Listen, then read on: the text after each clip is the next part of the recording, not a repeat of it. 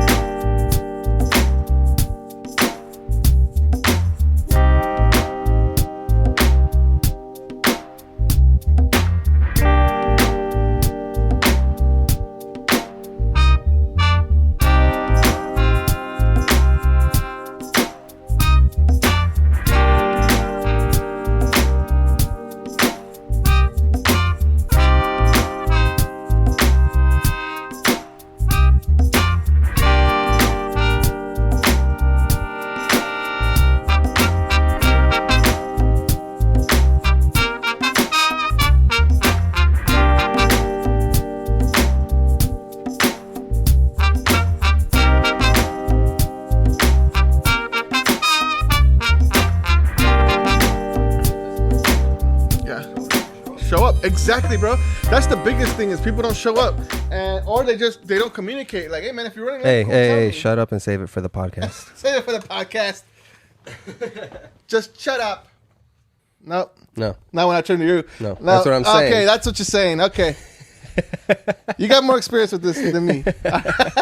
We're going to figure this out. All right, we're going to figure this out. All right. This is all bullshit we should have done beforehand. It's all good. We had to get a coffee. I still got to get up and go get my coffee. Actually, if you want to pass it to me, that'll work. Let me slide up into this casting couch, bro. Slide up in there, bro. Slide up in there. Shout outs to Kyle Francis. This is your old couch, bro. If you're watching. Okay, Fran. Yeah, when we used to work at Guitar Center, Tempe. Yeah.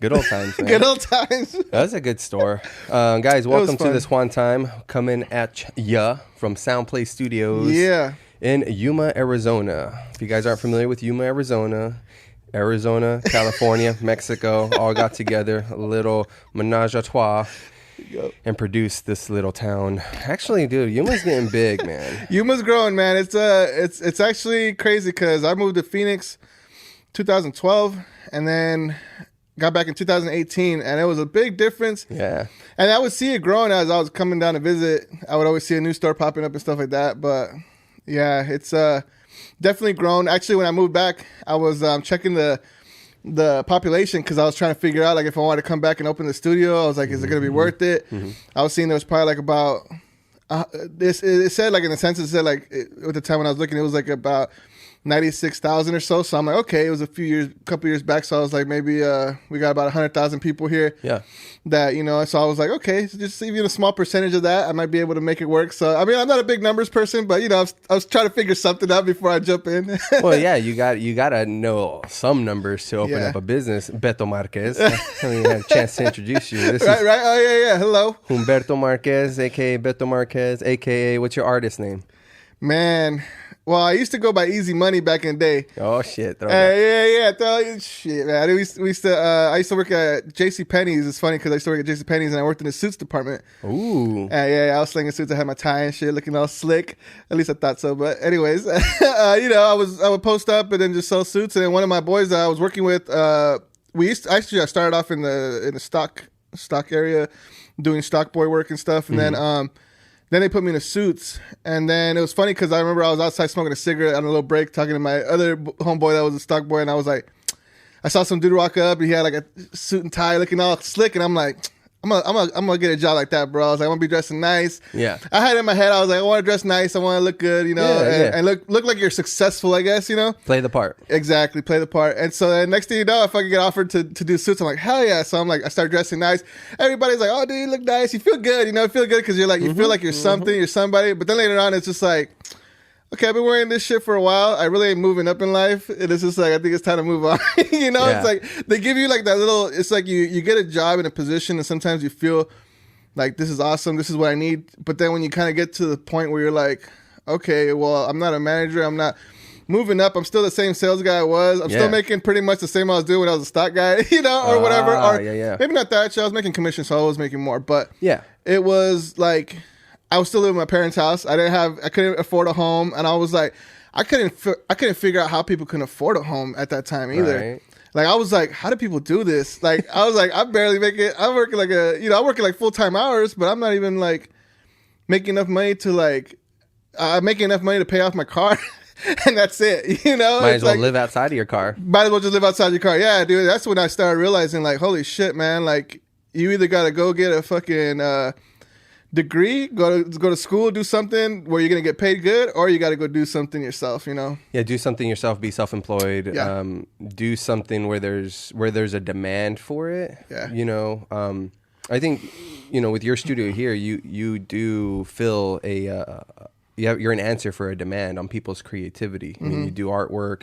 You record music, record podcasts. I mean, whatever anybody wants to record, they can come here. So you are providing a service, but also you're creating art yourself. Like that's always going to be appreciated. Yeah. And somebody might say, well, you should go go be a plumber, go be an electrician. It's like, yeah, man, obviously those are always in high need, high demand. And that's always a guaranteed gig in a sense. But man, so is art. Exactly. So is art. And you can't forget about art, man. It's what keeps us happy. Yeah. Art is what keeps us happy. Music, baking, cooking, that's art. All that stuff is art. When I see people posting, I got a buddy, shout outs to Bernie. Oh shit, my phone, I gotta turn that on silent. I think it just rang. But anyway, shout out to my boy Bernie. He's got a page called Show Me Your Food. And he's one of my boys that he loves to cook. That's his thing. He cooks, he grills. He grills mainly. Is he over 250? Is he? No, actually, he's in good shape. I don't know if I trust him, bro. I don't know. He's probably. Yeah, I don't know. I couldn't say. I'm just messing. But anyways, the dude is just talented with his food, and he's always posting pictures. And it's funny because you always see that on social media, and some people be like, man, people be taking too much time posting pictures of food. Anyways, this dude's like, I'm gonna make my own freaking site. He starts up Show Me Your Food. Next thing you know, he's blowing up. He's got everybody from like Brazil, Mexico, here in the States, wherever. Yeah. Posting pictures of the food, but it's awesome because you get ideas, and it's kind of like your creativity is now the wheels are turning for your creativity. Like, oh shit, man, that's a cool. Like a friend of mine, she posted dishes of Hawaiian stuff that they make. Man. Yeah, because her dude's Hawaiian, so like it's like, oh man, like she posted this thing Loco Moco. I didn't know what the hell that was, but that thing looked bomb, and it was like egg and gravy and white rice. It sounds nasty. Moco in Spanish. It doesn't have a good ring to it when you think about it. Yeah, like that moco. Yeah, but when you look at the thing, you're like, that shit looks good. Like, I'll try that. Yeah. That sounds good. Let me get a dish of that. Yeah, right. But going back to like the whole art thing, it's like you gotta do what you love, and that's what I was saying. Yeah. My boy. He does what he loves. He cooks and grills. He makes his food. He posts his pictures. Everybody likes it. Everyone gets ideas, and we're all kind of we're all in the mix now. We're all kind of getting those ideas, and it's like. And you should post it. Like, if you make a good dish and you're pretty proud of it, post your fucking picture. Post it. You get ideas. Dude, my lady, 99% of her time on Instagram is just looking at food. Yes. And she's always getting ideas. Yeah.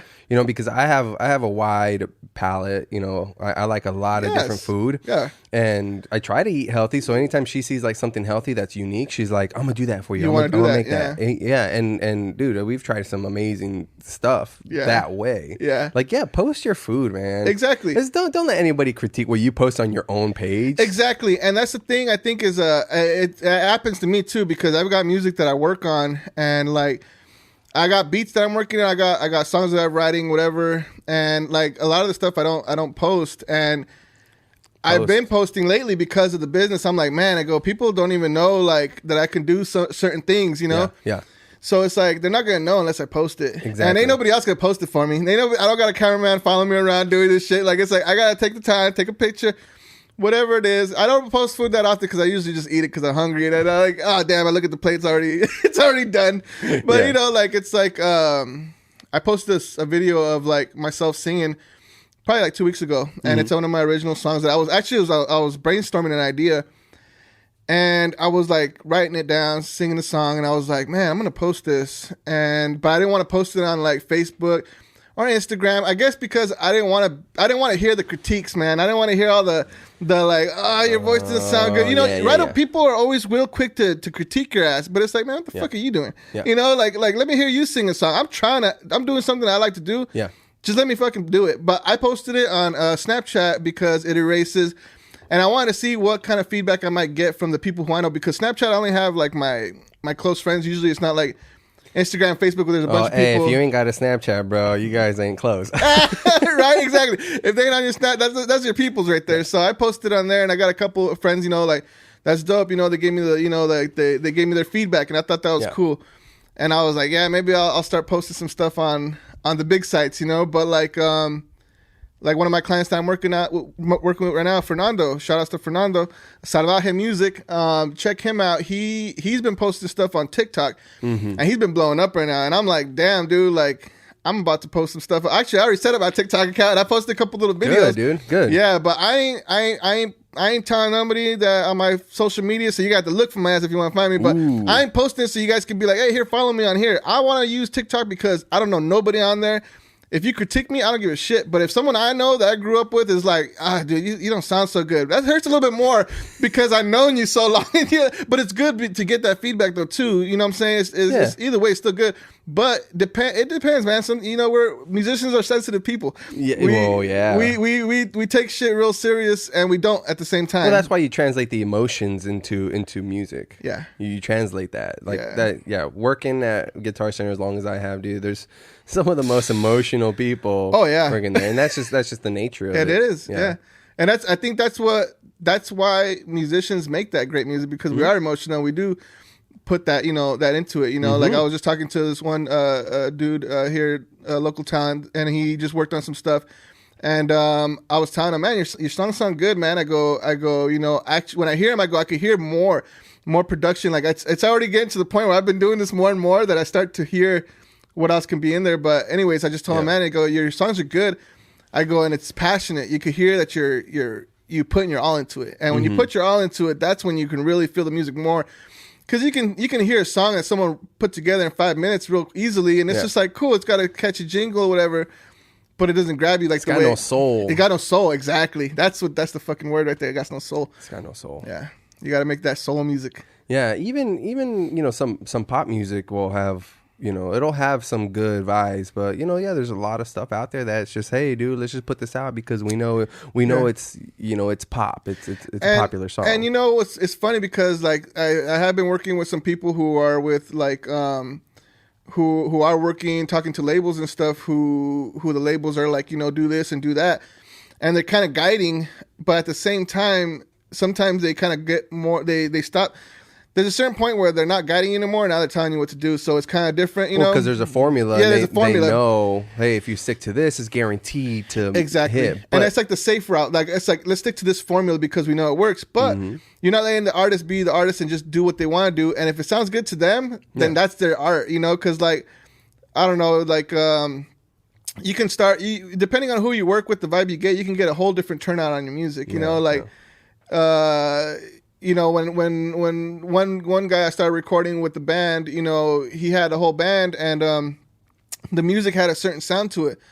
Well, later on, the band it broke up, and then now it's just a singer. So now it's just we've been working together, but we redid a lot of the songs that he did the first time, and it's completely changed because now it's going more to what he wants to do. Yeah, and it's stripped down. Yeah, it's more stripped down without everybody. You got too many chefs in the kitchen sometimes or whatever, but like it's like we're coming out with some new music. Well, we're redoing some of the songs that he did, but they're coming out so much nicer. And I hit up like my boy Ernie. Shout outs to Ernie on the trumpet. He's my trumpet guy. He comes through. He's just like, we just play him a song. We don't need.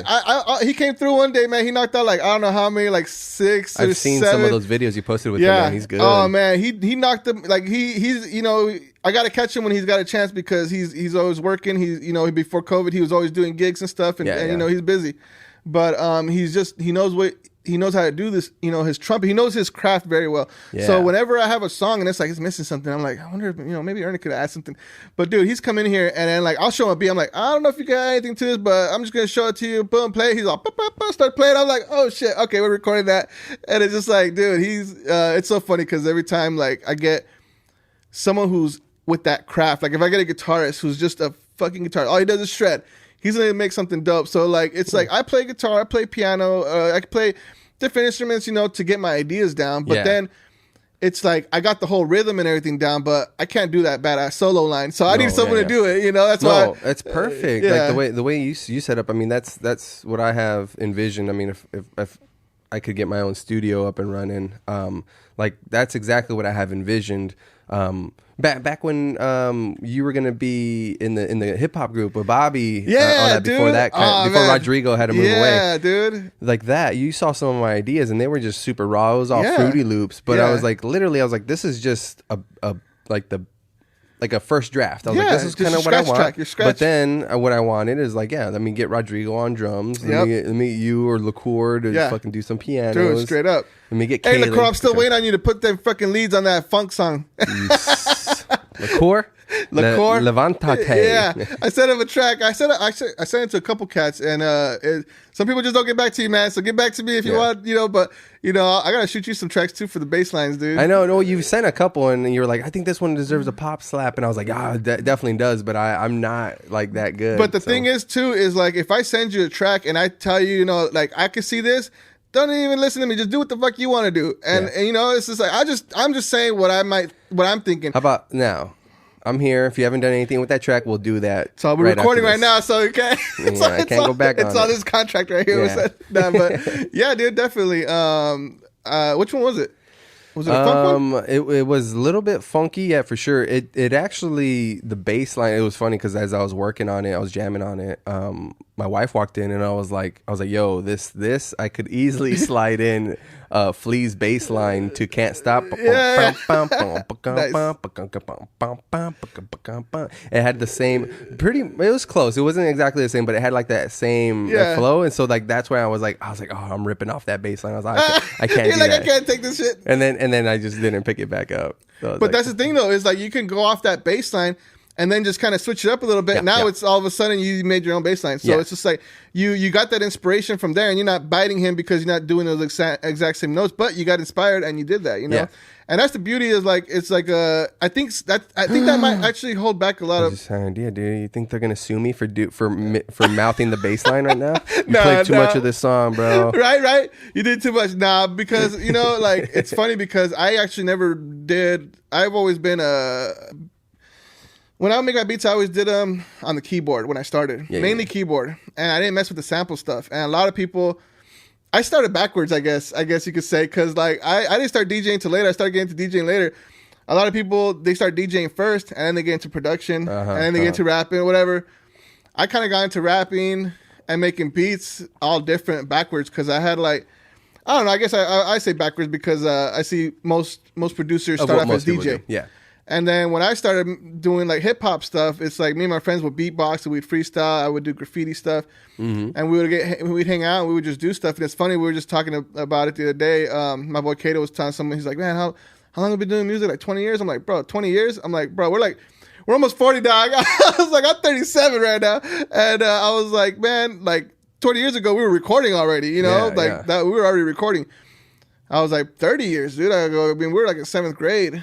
Recording on a karaoke machine, and my cousin, rest in peace, he had a MPC which I own now, and he made. I remember when he got it, he was like, "What the heck is this?" He's like, "Oh, I can like remix songs, I can make beats, I can do whatever." Yep. And I was like, "Shit, well, can you sample me Too Short, Get In Where You Fit In?" And Everlasting Bass, you know, I was like Everlasting Bass for some reason. That was my jam at the time, I think. Yeah. And Too Short, for some reason, those two songs came in my head, so I was just like, I saw Too Short in the bathroom. Yeah, you know what I'm saying? I got that record right there chilling. Actually, I think the record got lost, so it's just a cover, because otherwise I'd have it in my record collection. But anyways, yeah, man, you know, big Too Short fan, and since back in the days. But we ended up getting a little tape, and it was just that Too Short beat and the Everlasting Bass. Yeah. And those were my first two instrumentals I ever got a hold of, and it was on tape. And then my boy, he had a karaoke machine, and I remember like the first time we ever recorded, we had that Too Short beat and the Everlasting beat playing after Everlasting Bass, and then me, my boy Beto, my boy Kilo, we were just sitting in my front yard or standing in my front yard just freestyling to this tape. And it's crazy, like, to think how you started, you know, back then, just kind of having fun, and it was all just, you know, messing around. It was all for fun. It's all for fun. It's always been for fun, and that's why I still do it, because of the fun.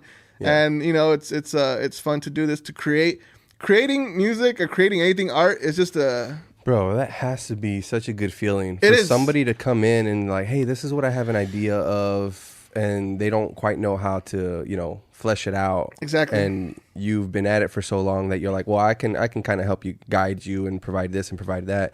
And then for you to show them this final product, like that must be so fulfilling, man. To get them to be like, yes, that's what I had in mind. Yeah, like when people are like, when you get that feedback, you know, it's really cool to get that feedback because it makes you feel better. You know, you're doing a good job, and you want to keep doing. It's fuel, dude. It's fuel, exactly. Fuel. It makes you want to keep doing it, but and that's why, you know, it's like when you see someone posting their music, and you see, you know, like it might have some potential. Don't be quick to judge them because you heard their voice crack here. Or because maybe they didn't flow right there, didn't link. But hey, that other flow sounded pretty nice before he messed up. Or he had the song going until his voice cracked or her voice cracked or whatever. But you got to give people, you know, some love for whatever they do because that's what they love to do, and they're posting it because they like it. You know? Yeah, that's a little bit vulnerability, man, to post something that you've created. I mean, to go to the t-shirt designs that I was showing you, talking about, I've been slow to, I haven't posted anything about them. You hold your ideas in because you don't want nobody to laugh at them, or you don't know what they're going to say. But then when you post them and you get that cool reaction, you're like, fuck, man, why didn't I show you this shit when I fucking came up with this like forever ago, you know? I know this. I had this other design idea that I first got it like 10 years ago, like trying to do promos and designs for when we first started Bobby Brand New, the hip hop band. And I just had it sketched up and then tucked away for years, dude. And then last August, so about a year and a half ago, I was like, you know what, man, I'm a flesh this out. Yeah. And then I was like, oh, okay. I was like, you know what, I can incorporate the state of Arizona because that's where we're from. And then I decided, I was like, well, what's stopping me from doing every state in the union? Exactly. So I'm just about done because, like, you know, I've been going really slow. It's in between everything else I'm doing. And then I actually stopped fully. Like, that's why the podcast stopped once COVID hit. Yeah. It was different. Everybody else started a podcast. Yeah, right? Even more so. I would go into the completely opposite.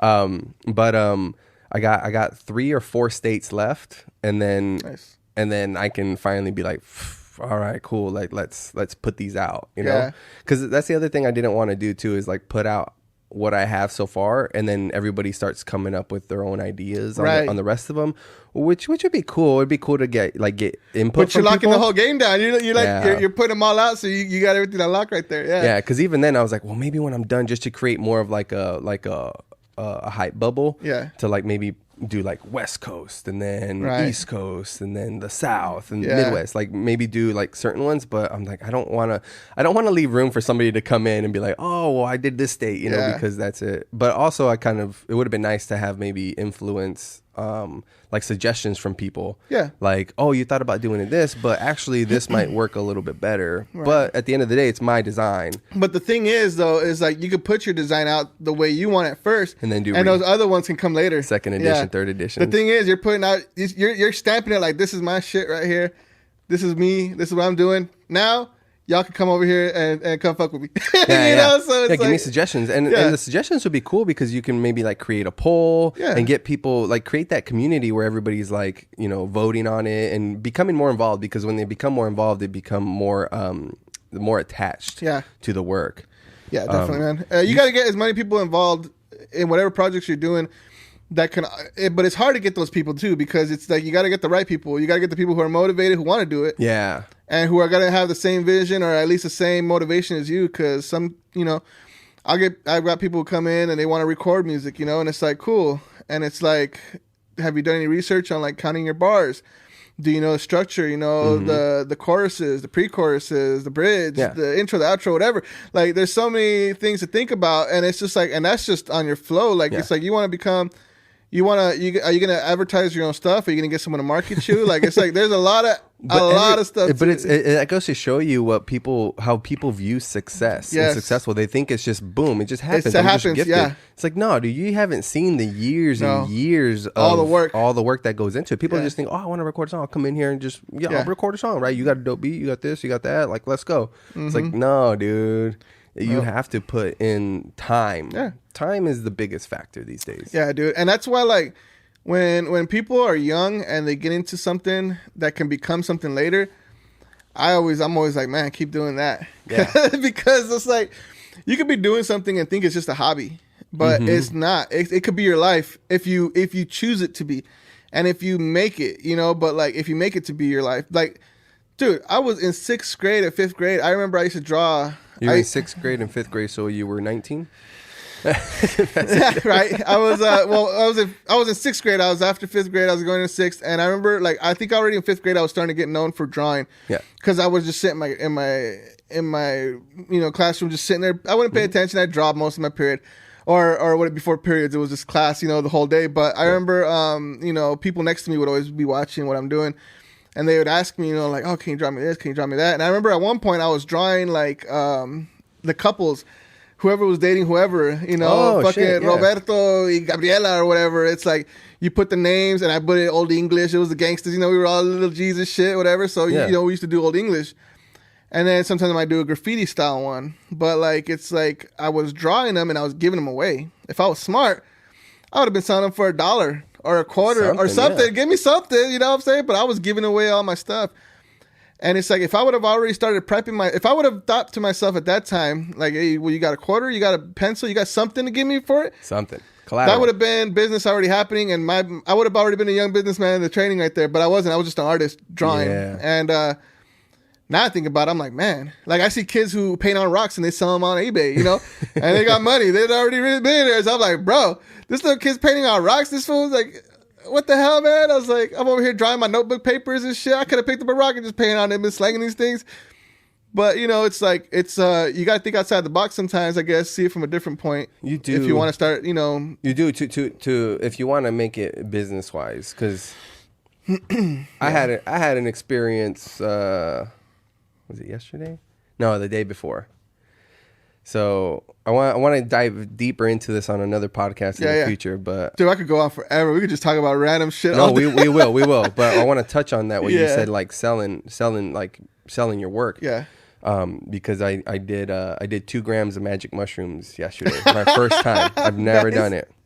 Really? And dude, there was so much information coming in. But basically, what I thought about right now when you said selling your work was like, these ideas were coming to me, and I was like, oh, how can I capitalize on that? How can I do this? How can I do that? Mm-hmm. And then, but like, whatever was feeding me this information was like, stop. Don't worry about that, dude. Just experience it and do it for the love, that type of stuff. And then another idea would come to me and say, oh man, how can I capitalize that? Or this, how can I explain this on my podcast? And it's like, dude, stop. Yeah. And just enjoy the experience. Yeah. Be in the moment. You overthink stuff. And I'm like, okay, all right, cool. And then I'm like, oh wow, oh man, I can't wait to talk about this on my podcast, dude. Yeah. Like, I just kept getting knocked back down. Where it's like, dude, stop, just stop, and be. And then that's when, like, like, I thought about, like, all these enlightened people that are always just like, just be in the moment, live. It is what it is. Don't try to explain stuff, because sometimes it is what it is. But again, to lead it back to your story, was you were doing it for the love. You love to do that, so you didn't even think about like, oh, I can make money off of these people. It's like, nah, man, I love doing this, and what, you love my work, here you go. Yeah. It's like, the thing is, I think a lot of people hold back on certain things because there's a certain rule that's in place, or an unwritten rule that you follow, and we follow those rules, and it holds us back as well. Like, think about hip hop. I've been watching a lot of the hip hop evolution, and I've been tripping out, like, watching how it all started. Like, like, what, for the Neptunes, Pharrell wrote Rump Shaker back. All I want to do is a zoom zoom. I never do that, dude. That's old school. Pharrell wrote that? Yeah, bro, that's old school. That's how long he was in the game, but you didn't see his face, or you didn't really know about him until he started coming out with Jay-Z. But he was already doing stuff with people since way back. But just seeing how these cats, they've been doing some stuff for so long, and when they got into it, they just went for a talent show because they loved doing this stuff, and it was fun. And like, it's like, I was losing my track of what I was talking about, but like, I'm trying to get back to the whole thing about like, not doing something like hip hop. Hip hop was, they talk about when the Rapper's Delight came out. The real hip hop heads didn't like Rapper's Delight. No. That was a novelty record. That was a fake. That was these were introduced in the streets doing it. It was the the record companies exactly getting this, and even at least one or two of them had ghostwriters. It wasn't even their lyrics. Yeah, they were the biting face. they were biting the rhymes from other dudes and stuff like that. And some of them were just freestyling, some of them were biting rhymes, whatever. But the thing is that had to actually get done so that it can bring out this hip hop that people didn't know about. It is a cultural thing, and it's like people don't want to sell it because they're like, no, you're fucking up with the culture now because you're selling it. You'll water it down. Yeah, you're watering it down. But the thing is, it's like, bro, like, I mean, do you want to keep working your shitty job all day and then have that moment to express in hip hop on the weekend, on the Sunday or whatever at the park, and that's it? Or do you want to do this shit every day because it's fucking awesome and you like doing it every day? Well, then fucking, we got to figure out a way to put this shit out without offending the forefathers and stuff. Yeah. But we want to make, if you want people to live better, then fucking, bend your rules. Yeah, I understand you guys don't want people, certain things out there or whatever, but it's like it could change somebody's life. It could, and for the better. Sure. And it's like, and that's the thing. It's like music is everything. Art is everything. Like when I wake up and I'm not in a good mood, it's usually because I don't have music playing, and I got thoughts in my head of whatever stressful situations got coming out. I got this bill I got to pay. I don't have any clients, or I do have clients that I got to finish up work. Whatever the stress is, it's either you got too much work or you don't have enough. And it's like, or you have enough money, you don't have enough. And it's like, those are all things that suck. And it's like when you're just wake up and I come to the studio now, I work on music, we're working on a podcast. This is my daily life now, and it's pretty cool. And it's only been like this for a few months because I had to get a job. I had the studio open for like a year, and then it got slow, and I was starting to get backed up on payments. So I was like, okay, I got to get a job. So I got a job, finally caught up on everything, saved up my money, and then finally got to the point where I couldn't handle the job, the 3 jobs I was doing. So I'm just doing the studio now, and then I do the radio station at the Did you college. Did you see an uptick in business when COVID hit? Not right away. Well, not at all, I could say, because I mean, a lot of my business when I first started was DJing. I was DJing bars at the casino. But I mean, like the studio. Do you see more time getting booked? Not right away. It did start. I just started getting phone calls, like people interested, but like I get messages, hey, you guys open? What's your rates? This and that. And I was tripping out because I was like, oh damn, like people are at home coming up with ideas. You gotta advertise. You gotta advertise it because dude, when you asked me like what we had at work, I was like, dude, we're sold out of interfaces, we're sold out of headphones, we're sold out of condensers, we're sold out of anything to do what you have here. Like we are sold out, dude. Like multiple stores, like companies are having issues like restocking in general. People, like I said, everybody started a podcast, like, so that demand is still out there, because we're light on gear, so so there's some people that haven't been able to get their hands on it. Damn, bro, that's interesting because I didn't think about that. Well, now you just bring that up. Holy shit. Like, yeah, like, I mean, the thing is, too, you got a bunch of people who are going to get into podcasting, but yet they're gonna be struggling the first while trying to figure out how to work the equipment, how to use the DAW, you can even do like intro classes, dude. Like just podcasting 101. Podcast recording, because then people think podcasting, you might, you're going to teach me how to like where to upload and where all that. It's like, no, I'm just going to tell you how to record. All right, really, all that stuff is. That's actually something that I want to do, and I haven't really promoted it, but I want to do. I do offer lessons, but my lessons aren't your typical normal lessons where I'm not going to show you a bunch of sheet music and stuff, because most musicians don't even know sheet music, and unless you want to like, I'm one of them. Yeah, I'm one of them too. Like, I mean, I could read a little bit, but I'm not, I can't, I got to sit there for a good while. Like, okay, this is A, this is whatever. Yeah, I got to figure it out. But it's like, it could be possible, it could be done, but it's more work. I could just write a song and real quick, but with just knowing the chords, it's like all you got to know is the chords. Well, you can always at that point just hire somebody to transcribe it for you. Exactly. Or you just use the software or whatever, if you're doing all MIDI shit. But like, or I don't know. I haven't delved into the other one where it probably just reads your acoustic songs or whatever. And it'll track you out or tell you what notes you're on and all that stuff. Damn, I didn't know that was out there. I'm sure. You know what? There's some stuff I'm still learning myself, because like there's certain tools that I didn't need to use before, but now that there's some clients that come in that I need it for them or whatever, so it's like I'm starting to really flex more of my not flex, but work more of my knowledge to try to figure out like how things work, how to make this better. Because I mean, I've always been started off doing just beats and stuff like that. But then once I started doing more instrumentation, it's like now I'm adding a whole nother thing to it, and I got to make that instrument sound good because that mic might not pick it up so well, or it might be bassy depending on where I placed it.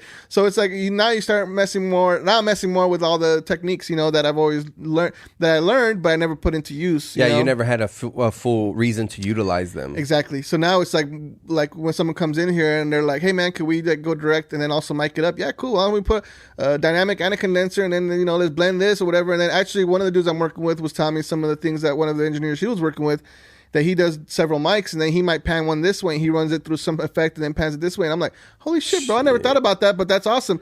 But there's when I went to school, they show you the way to do things, but that doesn't mean you have to necessarily always do it that way by the book. You do it the way you want to. And it's funny because I always remember Rodrigo bought this book. Shout outs to Rodrigo. When we were working at GC, Mixing with Your Mind. Okay. I don't know if you ever saw he had that book, but him, I think Kyle had the book, and I think Kyle had it first and told Rodrigo. I don't know how it went, but anyways, either way, Rodrigo had the book. He's telling me about how he was reading about how the dude with the book, the author, he was saying to get a good sound, find a sweet spot in your room, get your speaker, play some music, and walk around the room to figure out where that sweet spot is. Or stand in the middle and have someone walk around with the speaker and try to figure it out. Dude, when he told me that, I went home and did that shit, dude. And right away, I felt the difference, And mainly the big difference is, if you put it somewhere in the corner, you're going to hear that bass more. And it's the same thing. You cover your phone, you cup your phone. Because bass goes every way. Mm-hmm. It's all around. So you got to, so you got to make it just direct towards you. So, it's funny, I put the drum set in the corner over here, and people are like, man, these drums sound double. It's because of that corner right there, bro. It's but, it's like you figure out, the sweet spot so you can hear that bass. Oh man, I don't really hear the bass over here. Let me put it over here. I can hear it down better. Yeah, but that's also the reason why the cops get called on you when you're having a party and someone DJing, right? And as soon as you bring in that beast subwoofer, that's when the cops get called. The speakers, the regular speakers, it's a little loud, but what bleeds through is gonna be that low end. That low end. Mm-hmm. Yeah. Oh yeah, man, that shit rumbles. Yeah, I remember we had a few jam sessions with Tim Holeen. He was the producer, and he was playing drums for us for a bit, and I remember he rented out the KW 181. Oh yeah, and we had already jammed there like 2 times, and no problem. But as soon as we rented out that KW 181 and we played for maybe 25 minutes, knocking at the door, boom, boom, boom, and of course we couldn't hear him, so they were banging, and we're oh hi. Yeah, we got a noise complaint. Oh man! And even the cop said it's the bass. He's like you that. You just gotta cut that out. Yeah. So I was like, we had to cut it down just a little bit. Dude, oh my gosh! When I worked at GC, I remember one of my regulars that would come in here once in a while. He played in some Latin band, and he invited me out because I told him I had a cajon or something, and he wanted me to go out there and take the cajon. I'm like, okay. And then so I think I didn't even take the cajon. I think I took the bongos or something, and I just people don't know what a cajon is. Oh, okay. It's a wooden box. I got one over in the corner that you sit on. Yeah, you sit on, and you hit it, so it mimics a drum. So it's like an acoustic. If you watch an acoustic setting, an acoustic show, and the drummer is usually playing the cajon. Where if you hit it lower, it gives you that kick sound, and at the top, it's more of a snappy. Sometimes they got snares in them that gives you that snare sound, right? And it's ported in the back. Or there's a hole somewhere to let the air escape. Right. But it's a fun instrument if you're thinking about picking up drums. Holla at this guy. Yeah. Go to Guitar Center. Pick up your cajones. At Guitar Center. Oh, I saw that one cajon you posted. With the little slots. Dude, the Bro, slots. Tell me. Actually, I look about it now. It's probably one of these. It's probably like that, but it was funny. It was pretty dope, though. But yeah, if you think about picking up drums and want to kind of get an intro course or just a stripped down version of it, a cajon is a really good instrument. Yeah, and I got one here, so if you guys want to learn how to play one, he'll come give you a lesson. Yeah, we'll do a lesson on the cajon. But damn, lost my train of thought. We're getting to on that one. You had mentioned cajon. Some guy wanted you to play. You had a cajon. Oh yeah. So the dude wanted me to play.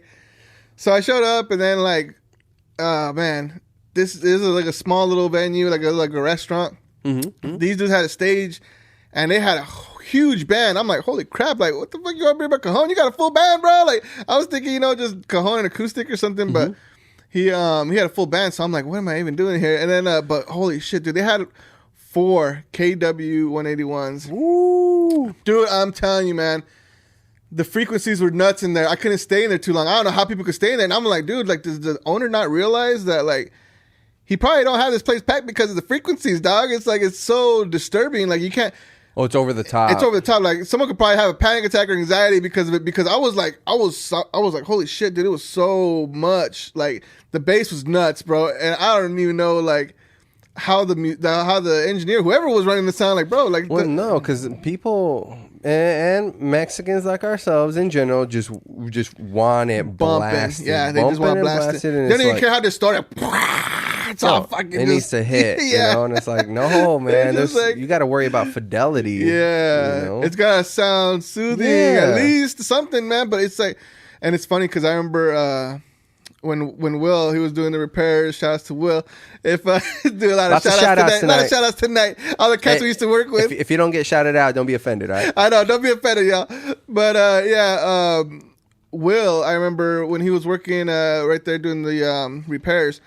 I came up to him one time. I'm like, man, he was working on my guitar, I think, and I'm like, bro, I was like, it's crazy how back in the days the music was so like relaxing. I go, like, you bump some oldies, it's chill. I go, nowadays it's just different. He's all like, well, that's because of frequencies. And I'm like, what do you mean? And he's just like, well, the guitars were tuned to a different frequency. You know, he's like, now they're tuned to like, what was it, 440? Oh, we're touching it? Yeah, 440. 440, and then before it used to be like 432 or something? Well, yeah, we talked about it a little bit on the last podcast. It's a little bit of a conspiracy theory. Is it? Yeah, because I need to know more on this, bro. Because I'm like slowly learning on this shit. So apparently, most if not all Western music is tuned to 440 A440, which produces a certain frequency, which is what we're used to. Yeah. But Eastern music, or what some people tell you that resonates more with our body and wellness and nature in itself, is 432. That's the one I like. Yeah. Well, I mean, it makes sense because if there's like little graphs, like they'll either do it with water or sand or fire, just something that will be affected by the sound waves. Right. If you put it at 440, it's like moving around. It's like, oh, blah, blah. But if you put it at 432, it moves geometrically. Ooh. Is there a video on this? Yeah. I gotta look that up, bro. Because we'll honestly, that's cool. Because I didn't know that. See. So the thing is that people feel conspiracists. The rabbit hole. We're going down a rabbit hole right now. They feel that by changing it from 432 to 440, it doesn't quite mesh well with your body, so you're never like fully relaxed, and you're kind of agitated, and they're controlling us in some way with the frequencies. Right. Yeah. That's well, see, it's funny that the whole conspiracy thing, because I mentioned this to a few people, guitarists, when they come in, like they're tuning their guitar, and then I just throw that out there, just to see who knows this or whatever. Make conversation, I guess. And one of the guys I had in here last time, I was telling him about it, and he goes, "Oh yeah." He goes, "Yeah, dude. Actually, he's just like, he knew about it." I'm like, "Oh, you know about that?" He's like, "Yeah, dude." He's all, the Nazis actually kind of put that into the whole thing, and I go, "Oh, really?" And I go, "I didn't know that." And then I'm like, it's all making sense a little bit more, but I understand the conspiracy theories, like, it's just like, okay.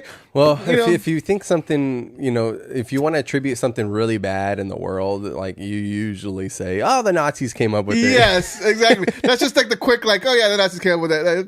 You know what I'm saying? But that's what, I haven't researched it. I haven't looked into it, so don't take my word for it. I'm not, but this is just conversations that we have, but I guess I would like to look more into it, but I mean, it's got me thinking already. Like, I want to record my guitars in 432 now. Yeah. Because I want to put out music that's relaxing. I don't want to put out anything that's gonna make anybody stress out or anything. Or it's crazy, man. Anxiety is nuts, bro. I never. Yeah, it's a crazy thing. I didn't experience that until a few years ago, but it's a real thing, people. It for sure. It's real, and people will sweep it under the rug, even if they're experiencing themselves, because they're like, well, what's wrong with me? Yeah.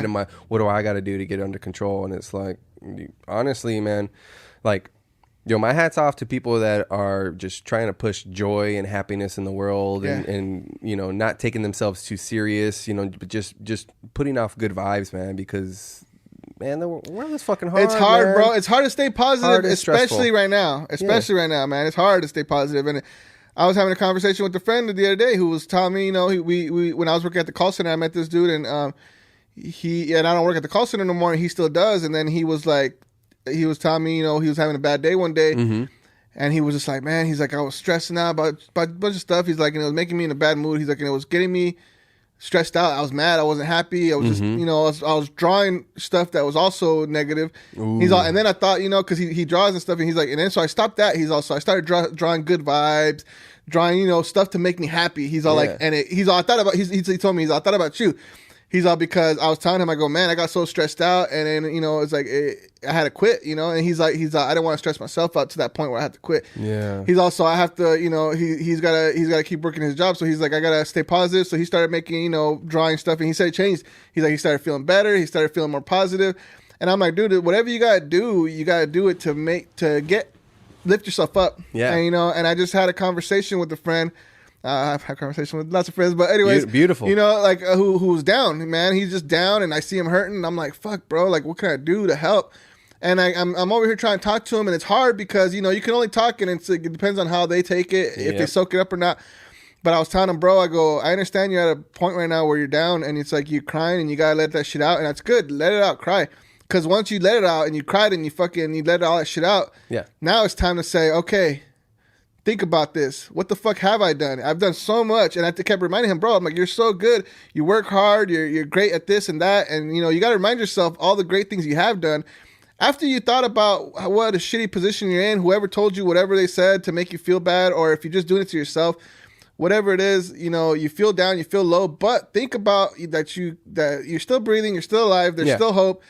You can still keep going. It's all up to you, but you got to shake off whatever negativity that's holding you back at the moment. You have to acknowledge it. That's the thing. Acknowledge it. I wish I could get better at meditation and do it more often than I do. Dude, meditation is beautiful, and I wish I could do more of it because I'm so busy. Sometimes I don't take the time, but yeah. You have to. You have to. And I'm speaking to myself right now. Like, I have to because I don't enough, man. I can't tell you the last time I really meditated, but... you're supposed to empty your mind, right? But clear your mind. the way you do that is you're because you're gonna get a thought, man. The car's gonna go by, your phone you might have forgot to put it on, silent or whatever. It's gonna ring, and you're gonna be like, oh, I got a thought. Oh, fuck, man, get all angry. It's like, nah, like, or if a thought comes in, you're like, get away. It's like, no. What you do is you acknowledge that thought. You said.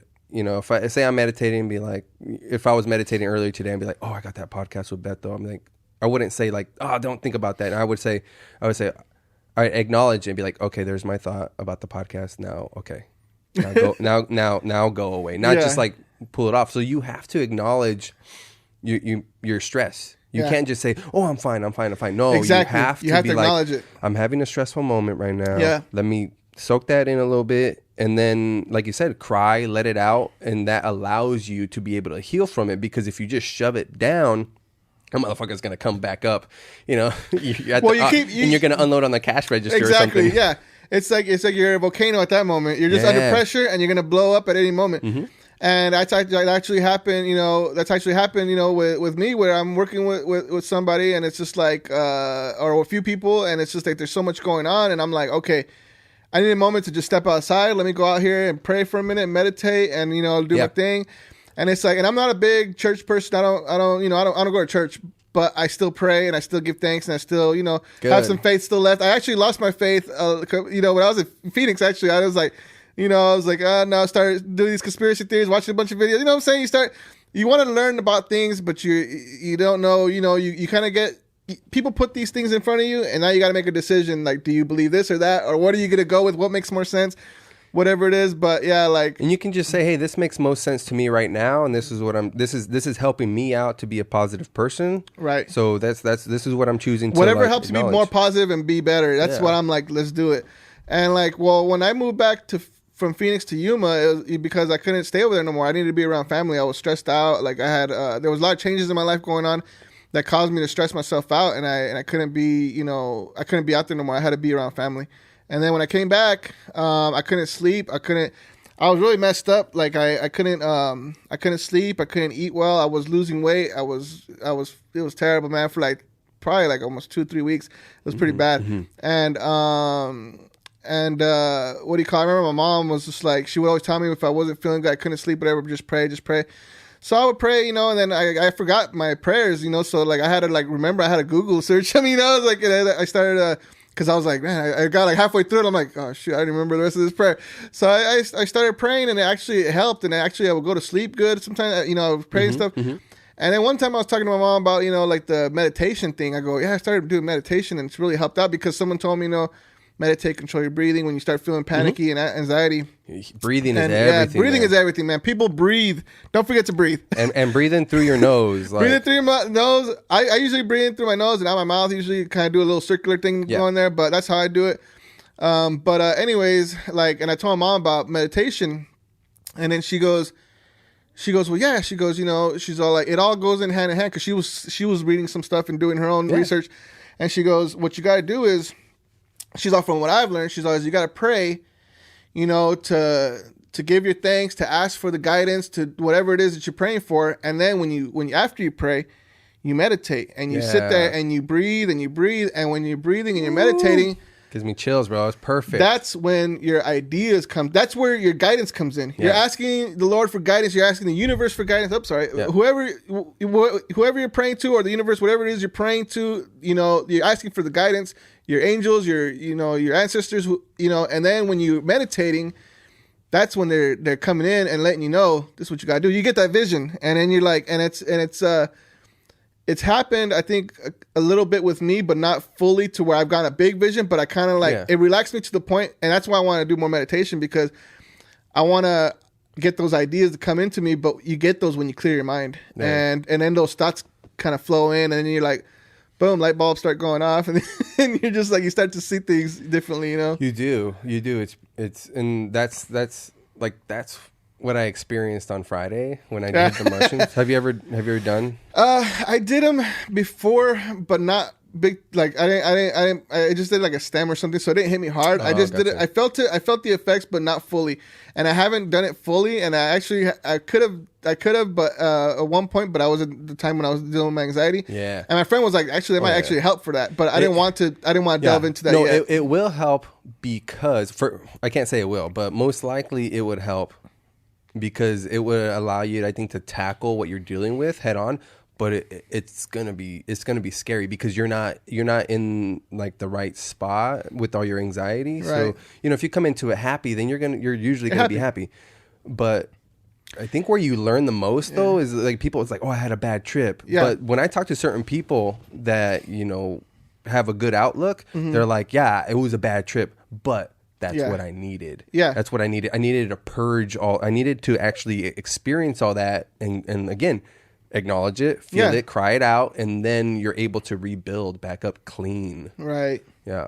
So it's you got to be careful. It's just like anything else, man. You can't just treat it nonchalant. Yeah. You definitely want to be with someone who's already experienced it, or can at least guide you. You want to be like, you know, don't do it by yourself, maybe.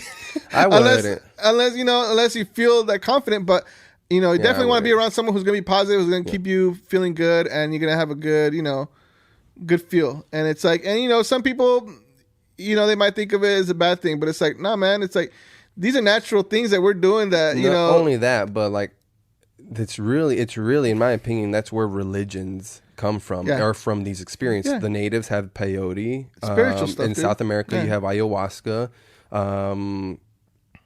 You mean there's the toad? Dude, I was just talking to the toads are wild out here, bro. I don't know. I was just talking to my boy, and he was like, man, he's like, you heard of DMT? I'm like, yeah, I heard Joe Rogan be doing that shit, you know? And he's like, yeah. I was like, it's like the out-of-body experience thing. He's like, yeah. He's like, you know, the toads that they get it from, they're out here in Yuma. And I'm like, you serious? And he's like, yeah, bro. He's like, I saw a whole thing on YouTube or something. What? And he's like, yeah, we're going down to sunny Yuma, Arizona, where we're going to find these toads. And they find these toads and they take out the like poison. It's literally poison. And they take out the poison. And he says, like, if you find like a 3-year-old toad, that's a virgin toad, I guess, like you get a lot. And then like they they people trip out, and it's just like, yeah. And I'm like, bro, it's crazy. Like the toads, I'm like the ones that you see everywhere, and you just kind of kick them away when you're fishing and shit. You're just like, you can teach me about the universe. I know. It's like, let me lick you, dude. No, dude. The only thing I say, I'm a big advocate for even though I don't partake in marijuana, I'm a big advocate. I would say it's good if your intention is to use it for good. All the psychedelics, like that's it. I mean, if you do research right now on MDMA, LSD, psilocybin mushrooms, on what it's doing right now for a lot of veterans dealing with PTSD, people dealing with depression, all that, it's amazing. And it's, you treat it like coffee. You're not freaking downing coffee left and right. No, right. You'll have one in the morning. If you're into something heavy, then maybe do something in the afternoon to get you through it. But you literally treat it like this. Everything you do has its limits that you have to keep. Like you can't. We need the sun. If you're out in the sun for too long, you'll get skin cancer. Yeah, exactly. You get skin cancer. You get burnt. It's not anything. Too much of anything is not good. So it's like, there's a lot of people. There's a lot of stoners. A lot of people who love smoking. And that's awesome. But it's like, also, if you're not being productive and you're not getting shit done, then maybe you need to tone it down. Maybe don't start your day off with a wake and bake and wait till the evening to smoke, because you're gonna wake up and you get shit done, and it's like you're gonna move forward. But like, if you can wake up and smoke and get shit done, then cool. More power to you. Do it. There you go. But the thing is, bro, is like, I was a big stoner before, where I was like smoking in the morning, smoking all day. Like I would wake up, for that 4 o'clock in the morning piss or whatever, and you smoke a bowl too, go back to bed, like that. And a lot of people know about that. You know who you are, but it's like you get into that routine where you smoke so much, and it got to the point where I couldn't eat unless I smoked. And like when I would come down to visit, like I would come visit, and then like I would like have my morning breakfast with the fam, and then I dip out because I wanted to get back, because I didn't feel like I was dependent on it. You were dependent, yeah. And I would tell people again, it's like I had this conversation with my mom today. It's not, you don't get dependent. Your body doesn't get hooked to it. Your body doesn't, but it's the THC that you create on your own, your body creates, is no longer creating it because you're shoveling it in. Yeah. So now it's like you're not naturally creating that THC, because you have THC in you already and all that other stuff, but there's certain levels, and then now you're pushing it in, now your body's not creating it, and then so it's like bodybuilders when they take testosterone. Yeah. And I wanted to quit because I noticed that. I was like, man, I couldn't go out of town and I would lose my appetite, and then I would make it through, because if I didn't have anything to smoke, but I wouldn't be eating right. And it would fuck me up because I wasn't hungry, and then a friend of mine, my roommate, he would do the same thing. And I told him, I go, hey bro, like, you can't eat without smoking, huh? And he's like, nah, I gotta smoke. And I'm like, that's the thing, bro. It's like, we depend on it, like we have to smoke and then we eat. And then one time I came down to visit my cousin, he was like, you want to smoke? I'm like, yeah. And he made himself a meal first. And I'm like, are we gonna smoke? Yeah, I'm gonna eat real quick. All right, cool. And then he ate, and I'm like, dude, I usually smoke and then I eat. And he's like, oh no. And then I was telling him like, man, I always gotta smoke before I eat. And I'm like, otherwise I can't eat. And they're like, no, you gotta smoke after you eat, because if you do that, then you're gonna have to do it every time, And then like, and it's funny because I asked a lot of people who, when I know someone who smokes a lot, I asked them, like, do you have to smoke before you eat? And they go, like, yeah. And another question I ask them is like, do you have dreams? And a lot of them tell me no or yes, but I'm like, I never had dreams, because then my cousin, she's a nurse, and she'd be like, you were so sedated all the time, you wouldn't have dreams. You don't actually get, people think it's like, oh, I need weed to sleep. Yeah. But you actually don't get the good REM sleep. Yeah. Because your body is processing this. Yeah. Dude, when I stopped smoking and I started having dreams again, it was scary. Whoa, yeah. Well, I had quit because, the whole anxiety hit. When I had that moment and I got a panic attack, I was faded at the time, and I was washing my face, trying to like sober up, and I was tripping out. And then after everything calmed down, I went back to normal. Later on, I'm like, okay, I'm gonna smoke a bowl. Smoked a bowl, and I started getting anxiety again. And then I'm like, holy shit, I can't smoke right now. I'm getting anxiety for something happened, some chemical imbalance. I don't know what the fuck to this day. Something happened to me where I couldn't smoke anymore, and it was giving me anxiety. And that's what fucked me up. That's when I moved back, because I was just like, okay, I can't sleep, I can't eat. I just need to go be with family. So I came back. Finally, it took me a while, man. Like I was going through withdrawals, I guess. I wasn't eating. I wasn't sleeping. I couldn't sleep right. I was waking up in cold sweats. It was bad, man. It was pretty bad. Like, it was bad. And I was like, dude, is this like stress and weed, or is this all the weed? I don't know what it is. But it's like, that's when I was like, man, like, the bud had a hold of me bad, you know? And then everyone I know was tripping out, like, wait, you ain't smoking no more? You ain't smoking no more? Because everybody knew me as a smoker, you know? And I was just like, nah, man. And they're just like tripping out. And then I slowly started smoking again, but then I would feel it, and I was like, oh, I can't do this, you know? But because I was still all stressed out, and I would overthink stuff. And then had you taken a second to process all that, though? Had you taken a second to like process like what you had gone through? Yeah, I guess, like, because when I moved back, I didn't work for a while. I was just, you know, I kind of came back, and then I was trying to save up money to buy a house when I was in Phoenix. So when I came back and I wasn't feeling good, I was down here in downtown, and I seen this place was for rent, and it was affordable, and I was like, okay, I got some money saved up. I got, you know, fuck it, let's open up a studio and see what happens. So then I opened up the studio, and I was still dealing with my anxiety, but it was cool because I wasn't around a lot of people, and I wouldn't really get anxiety. I know some people get anxiety when they're in a crowded place. Like, some people go to Walmart, they get anxiety, you know, because there's a bunch of people around.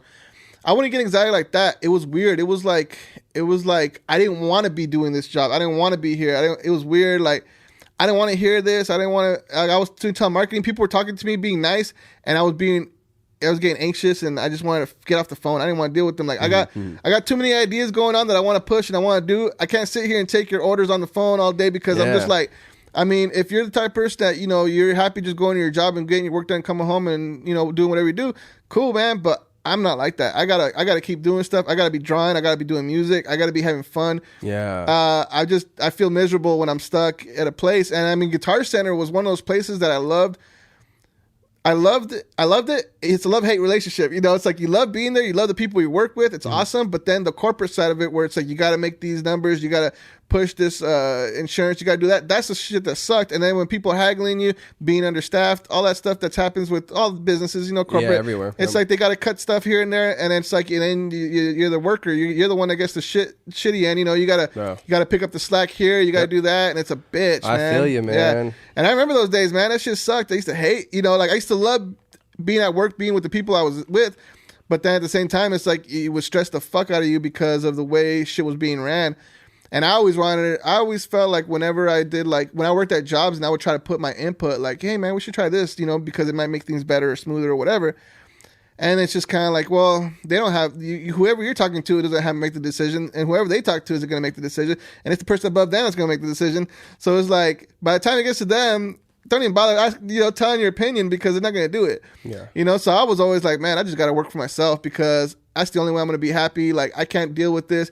I see people so stressed out at their jobs and they hate it. And everyone that does it, I'm like, well, what do you like to do?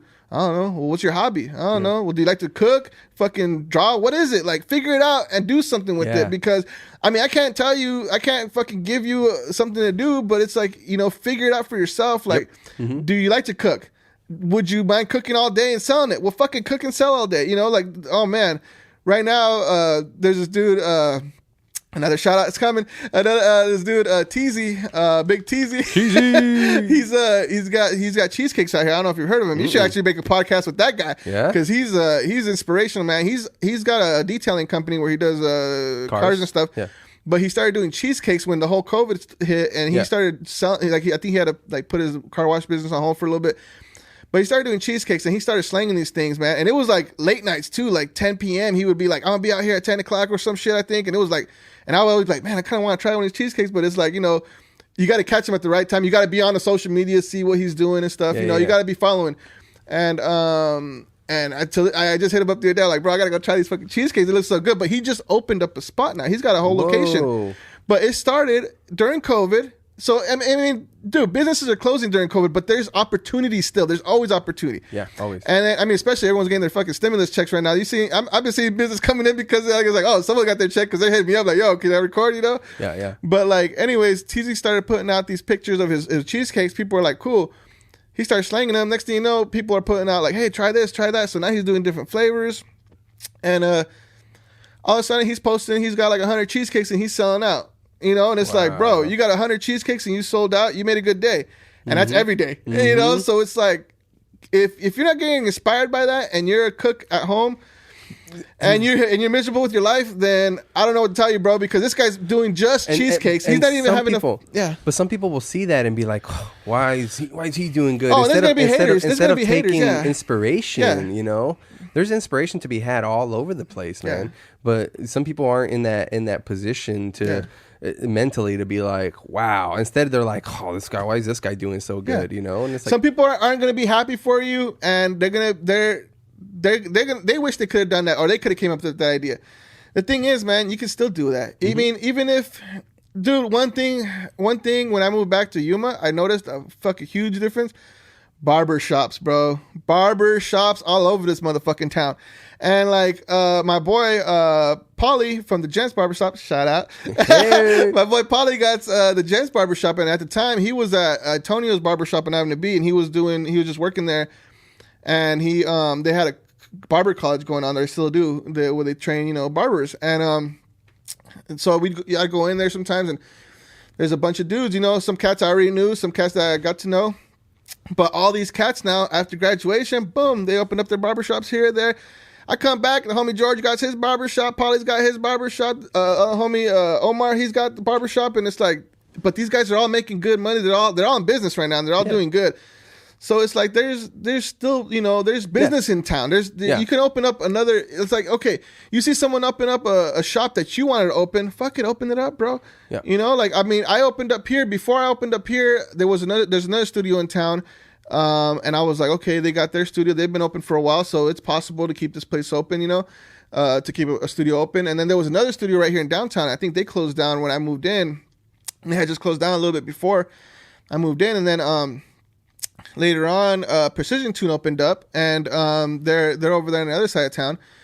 And then, you know, people don't tell me, you know, like, oh, there's another studio too that opened up. You know, there's a couple studios now. I'm like, oh yeah, and they're like, oh, competition. I'm like, honestly, bro, we can all work together and make money. Like, I'm plenty like, to go around. Yeah, exactly. I'm like, you know, there's always something that someone else could bring to the table, no matter what. Mm-hmm. So, like, you know, I was over there at Precision Tune the other day doing some tracking, doing some keyboard stuff for one of his clients, and you know, it's all like, if he needs someone to come in or he needs me for anything, he can hit me up. If I need him for anything, like if I got to come in here and do some production work and maybe I just need an engineer, I can holler at him, hey man, I just need you to come in here and engineer or whatever, or we'll go to his studio and you know, whatever it is.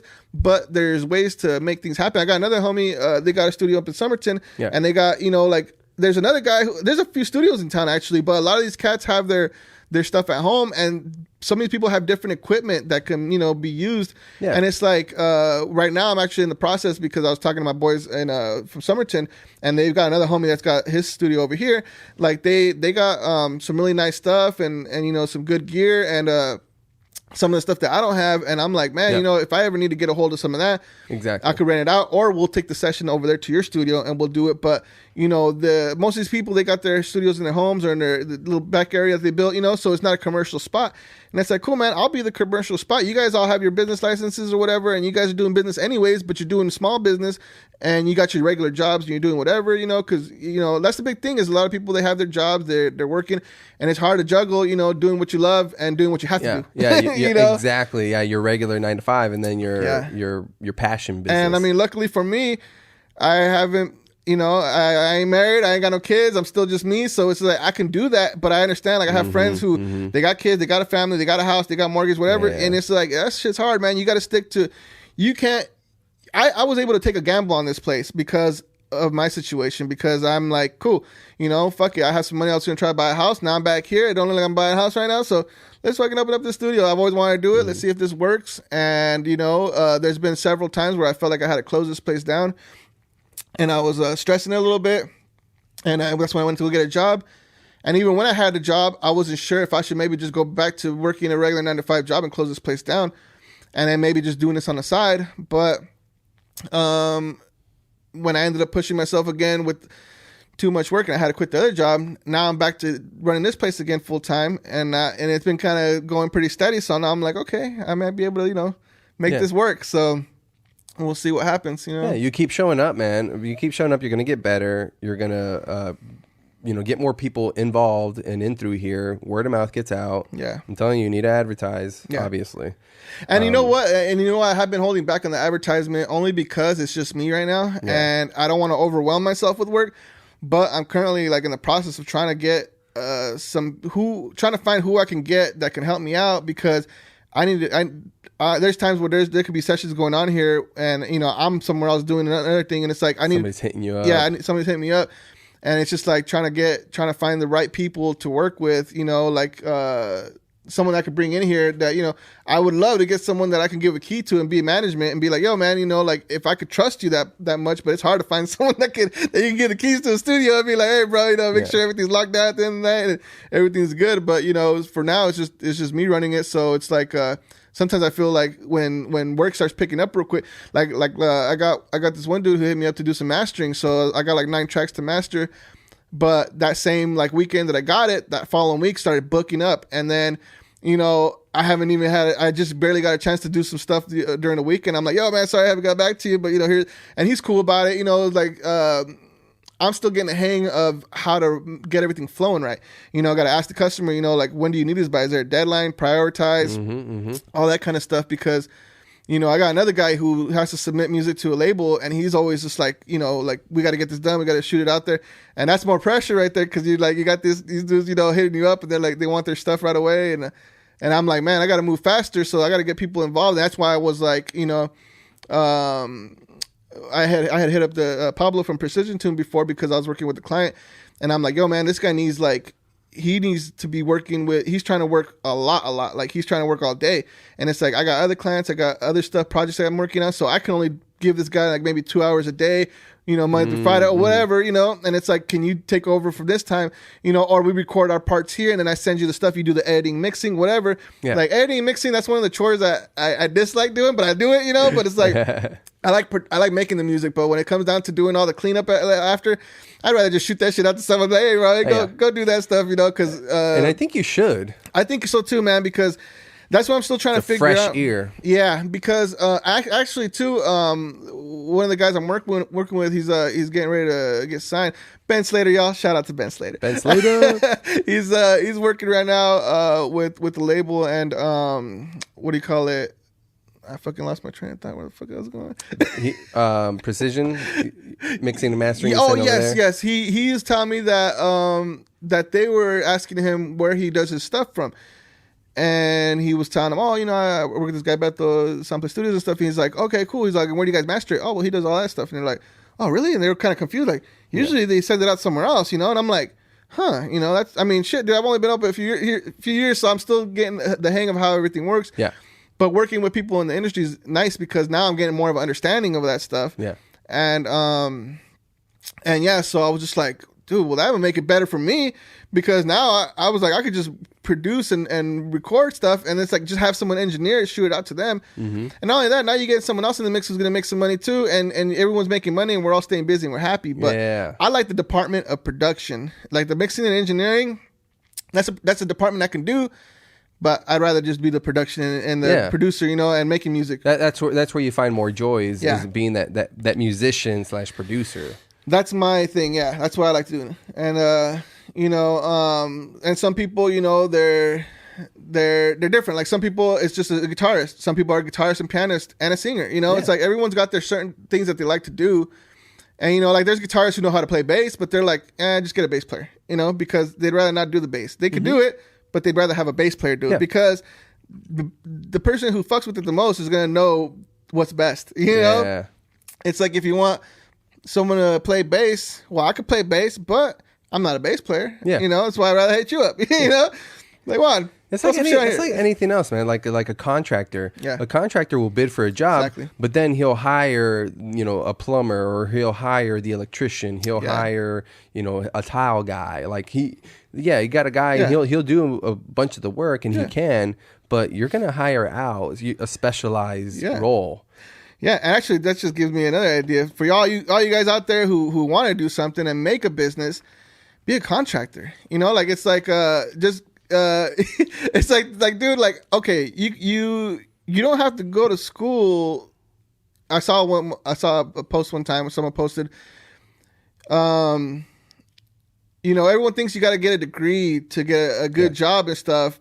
And it's like, you don't need a degree to start a business. Yeah. Hell, you don't even need to know how to do the damn thing to start the business. Nope. I could open up a studio and not know nothing about recording, but I can hire all the people that do. Yeah. And that's it. You know, it's like I could open up a plumbing company and not know nothing about plumbing, but I know a plumber and he's gonna be my dude. I just have the money to open it, whatever. You know, But that's it. It's like, you don't need. You can open up whatever the hell you want to open up, and even if you don't know how to do it, just get someone who does. If your best friend knows how to do something badass and you don't know how to do it, but you know how to do the other part of it, then fucking get together and do it. You know, it's like you know how to run social media, then you run the social media advertisement while he does the work or whatever. You know, and it's just like that's what people gotta partner up and do stuff. You know, to a coexistence. What's the word I'm looking for? A relationship.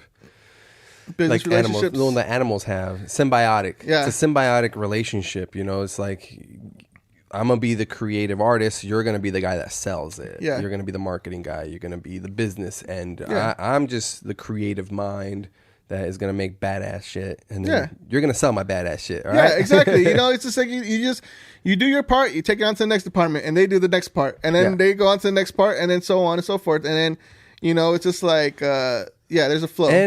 Just think about any other job. I mean, you got people in accounting, you got people in receiving, you got people on sales, you got stocking. Oh man, I need an accountant. Actually, when I go do my taxes, I might talk to my accountant about like what kind of services can they offer me because of that. Because I'm like, fuck, dude. Like I've got all these receipts, I got to get them in order. Yeah. I got all that stuff, man. And I push that shit aside. And it's so funny because I was the past couple of years I've been doing that. I was looking at Sweetwater, and Sweetwater posted something about like it's that time of the year with all these gigging musicians are getting all their receipts in order and blah, blah, blah. And I'm like, okay, great. I don't feel, you know, I was like, okay, they understand, you know, because I'm like, I thought I was the only one. Like, I'm so unorganized trying to get organized, so you know. Basically, this episode is leading us to find you a secretary. Yeah. Somebody to handle your booking. Oh, somebody shit. to handle the accounting. Yeah, you need a secretary, man. Something, man. I need a team, a whole team. But yeah, secretary would be good to be handling all that office work shit, man. Because I'm handling all the office stuff, and I'd rather not. You know, I'd rather be just recording. You know, but there's a lot of departments, man. I mean, I'm handling all the departments that I have to do here, and I don't even think about it that way, but I have to break it down that way. You do, and it's like, you know, it's insane because it's like, I mean, I worked retail so long. And all that stuff that I've learned, I incorporate it into my business and the stuff that I didn't like, I just take it out. You know, it's like, hey, that worked for them. I'll do that. Yeah. You know, and it's just like, that's what I do. I got my inventory of the gear I got the serial numbers like we used to do inventory. You know, it's like, there's a bunch, dude, when I got my rat gear, I got all the security screws, all the stuff that we used to do at Guitar Center, man. I took notes on all that shit. I fucking, you know, I did a lot of the things that made sense to me. I'm putting it, you know, I'm incorporating those ideas and shit. And like clinics, I would like to start doing clinics here. I was thinking about the other day. I'm like, man, oh, that's amazing, dude. I want to have clinics and hit up, you know, some of the old reps, hit up Adolfo and hit up fucking Omar and all the cats that, you know, would come by GC and just be like, yo, come through and let's just, you know, set something either here or at one of the local stores. Those clinics would be nice, but my mind went to a clinic like you could host, like me hosting it. Yeah, you can thought about that too. Yeah, you can host a cajon. We talked about a cajon earlier. Right. Hey, you guys want to learn how to play a cajon? Come in. You know, you only have the one, so hopefully they got maybe somebody's like put it down the line. I've been thinking about doing like a what do you call it? Drum circle. Yeah, I got 2 djembes, 3 congas, 2 cajon. You know, I'm like, I got enough percussion here that we can get a few cats and we could do. And not even that, you could do it at the coffee shop. Exactly. Yeah, because they used. And that's the thing is, I do want to get more involved with the community businesses and stuff, and kind of like collaborate. Because like, I mean, you've got Walter who's got Fretworks, you've got Jonathan who's got Tronic Sounds. Tronic, yep. And you know, it's like we're all local here. It's like the thing is. Some people just don't understand. It's like you got to keep it local and support your local business because the money stays in your community. Yep. And it's like if someone here locally comes in and they spend so many hours with me and they're spending money, it's like, cool, man. Now I got to go buy some more guitar strings. I got to buy some cables. I'll go to my local retailer and do it. Yeah. We don't got a Guitar Center here. We don't got, you know, any brick and mortar store here except for like the locals. So it's not like a big chain company. So when you're spending here, you're making money. You know, you're keeping the money here. So let's say You know, someone comes in here, they spend money with me. I spend money with Fretworks or Electronic Sounds. You know, they go over here and they're buying stuff at Cafecito, North End. We're all keeping the money locally, and it's staying here. You know, it's not going into some corporate business. You're not spending it at, you know, JCPenney's and Target and Dillard's where it's going somewhere you don't know. It's like, you know who that money's going to, and you know that kid who got that or whatever. And, you know, it's like, definitely trying to get more involved with the community and the local businesses to kind of push each other and help each other, you know, because we need each other, especially right now. Like, it's like corporate businesses are going down with this whole COVID thing, and, you know, and big and small, you know, big and small businesses are going down. But it's like right now, it seems like there's a lot of power to the people right now that you could take, you know, things into your own hands. Where as far as like a business, the media, like it's like, you know, most people are getting their news from the fucking social media. So it's like if you know you're posting stuff, you can reach out to people through all that stuff. You know, TikTok. You know, use these social platforms to your advantage. Like, exactly. And like actually, Stanley Serrano. I don't know if you know Stanley. He's a musician right there in Tempe, and he had something about that last time when he was talking about TikTok. How you got, you know, Fleetwood Mac. That was a big hit back in the days. You ain't heard about them in forever. Next thing you know, there's a guy skateboarder drinking cranberry juice, bumping it. Now everybody's like, that's a cool song. People are searching it. That song came up to the top 10 everywhere. And it's like, 40 years later. 40 years later. And it's been resurrected. And all of a sudden, it's like people are listening to Fleetwood Mac who never even heard of it. Mm-hmm. These guys got a whole bunch of new fans now. And it's like, dude, like, that's insane, brother. Like it's like, and you think about it, and even with like my guy Fernando I was talking about, he posted a video on TikTok, and he's got 250,000 views, and then all of a sudden he's getting, you know, 20,000 views or more, 30, 50, whoever, and it's just like, damn, dude, you got a following. You got like 10,000 people that just started following you overnight, and it's like those 10,000 are gonna grow to 20 because they're gonna be spreading your shit, and then those other people, you know, and it's like, and then he was telling me, he's like, man, it's crazy. He's like, you know, I got family and friends who don't even realize what I'm doing right now, how big this is going. They think this is just a little hobby. Like, oh, that's cute. He's having fun doing his thing. Nah, man, he's got fans that are bumping his shit. Like, he was showing me videos, and these people are singing the song along with him in a separate little video, you know, or they're acting like they're playing it, whatever. But there's a bunch of people that are feeling it, you know. And I thought that was really cool. And I was like, holy shit, it's mind blowing, because you can actually, like I was saying earlier, you can be a big person somewhere else, but nobody even knows you here, you know. And it's like, but in the internet world, that's the world. Yeah, it's people in Australia, China, you know, that it ain't just Yuma or Arizona or the United States or just the Western region or whatever. It's the fucking world. The whole world. It's like the whole world. Like, my buddy has a podcast, Good Time Horror Stories. They've got fans in like Transylvania or something, like crazy shit, you know, because people all over the place love horror stories. Yeah. They love to hear them. So like, he's got listeners all over the place. And it's like, even myself, I'm selling stuff on eBay. I'm selling my artwork on eBay. I have like stickers and buttons and stuff. Mm-hmm. And actually, I was thinking about this the other day. I'm like, every time it says ship worldwide or just ship locally or ship nationwide, I always hit just nationwide. I don't ship worldwide, because I'm always like, well, man, it's probably going to be more shipping. Fuck it. They're going to pay for the shipping. Why not? If I can get someone in Australia with my sticker, awesome, dude. And that's just like, and I'm limiting myself right there. So I actually have to go back into my eBay account. I got to go change all that shit so I could be worldwide. But, hell yeah, you know, dude. Hell yeah. It's just like those little things that you don't think about. And then later on, a little fucking light bulb goes off and you're like, why didn't I do this before? Yeah, why didn't I do it? Or because you were a little timid. Yeah. You're like, well, I don't know if this is going to be, if this you don't want to mess with something you don't know. And, you know, it's funny because I was reading something about, you know, starting up your business or doing something, being successful. Yeah, that's what it was. It was successful people. It said the people who are successful, when they get into the business, they don't know what the fuck they're doing.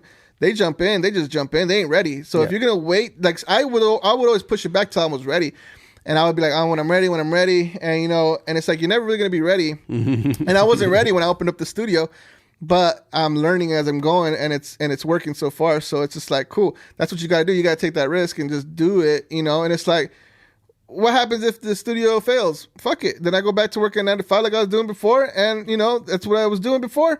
fuck it, I'll just go back to doing that. I already did that, so I could go back and do it. But this is something else that I've never done. Let's see if it works. I still got the place open, so let's keep it going. So cruising, man. Yeah, just keep it cruising. But yeah, man, it's crazy. That's fucking beautiful, man. Yeah. I think my mind is just on like drum circles or like you doing clinics for free, group. Like maybe obviously you got to cap it off right now because of the COVID times, but you could be like 5 to 8 people can come in or go to the coffee shop, and you can provide them a free clinic on the ukulele, on the cajon, djembe or something like that, and just like a little 30 to 45 minute class that's free, gets people engaged. Boom. Hey, what'd you do last night? Oh, dude, I went down to this coffee shop. This dude, Beto, he runs Soundplay Studios. We had like a free little drum circle, dude. It was fun. Yeah. Like that's, dude, that would get that, the free stuff like that is what gets people engaged. Yeah, everyone loves free stuff. Who doesn't? On, fucking look at George's Up and we say, oh, free, fucking light up. Dame tres. Yeah, but that's the thing. It's like, I've been thinking about having a drum circle since I first opened this place up. But before, they were having another drum circle, Littlewood, they had a co-op over here, and they would have drum circles. And then I went to a couple of them after COVID hit. They started having them out at the river, and I went to one of those out there. And there's some people that showed up, but I was like, I was talking to the ones who ran it. I was like, man, I go, if you guys ever want to do something here too, I was like, I kind of want to do a drum circle too, but they already had that one going over there. So I was like, cool, let them do theirs, and then I'll do mine later or whatever. And then you can even just do opposite days. Yeah. Yeah, and actually, I wanted to go over to Littlewood and tell them, can I do the drum circles here or something? There's an idea, but I never got around to doing it. And the next thing I know, they started having them already, and I'm like, oh shit, they're already doing them. Cool. So that was cool. And then I just went and joined along, a couple times, and it was dope.